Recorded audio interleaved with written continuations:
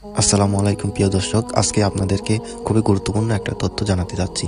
সেই তথ্যটা হলো ইউটিউবার এবং বিশেষ করে টিকটকারদের জন্য এই গুরুত্বপূর্ণ তথ্যটি হলো আমাদের মাঝে কিছু ইউটিউবার এবং টিকটকার আছে যারা ইসলামিক ভিডিও আপলোড করে, কিন্তু তারা ইসলামিক ভিডিও আপলোড করার সাথে সাথে কিছু ভুল কাজ করে ফেলে, যেটি হলো ইসলামিক ভিডিওর ব্যাকগ্রাউন্ডে তারা হারাম বাদ্যযন্ত্রযুক্ত মিউজিক অ্যাড করে অথবা যে কোনো ইসলামিক হারাম বাদ্যযন্ত্র ইউজ করা ব্যাকগ্রাউন্ড মিউজিক অ্যাড করে, যার ফলে তারা ভিডিও ছাড়ার ফলে যে পরিমাণ না সওয়াব অর্জন করে তার চাইতে অধিক পরিমাণ গুনাহ অর্জন করে।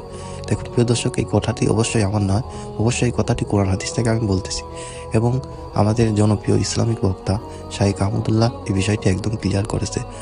এই ভিডিওটি যদি কোনো ইউটিউবার বা টিকটকার দেখে থাকেন, অবশ্যই আপনারা আপনাদের ভিডিওতে কোনো হারাম ব্যাকগ্রাউন্ড মিউজিক ইউজ করবেন না, কিন্তু যেগুলো হালাল ব্যাকগ্রাউন্ড মিউজিক আছে অবশ্যই আপনারা সেগুলো ইউজ করতে পারেন।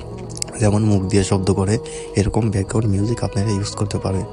এবং ভিডিওটি যারা যারা দেখছেন অবশ্যই শেয়ার করবেন, এবং আপনার পাশে প্রতিবেশী অথবা পরিচিত যদি কোনো টিকটকার বা ইউটিউবার থাকে অবশ্যই তাদেরকে শেয়ার করে দেখার এবং জানার সুযোগ করে দেবেন ইনশাআল্লাহ।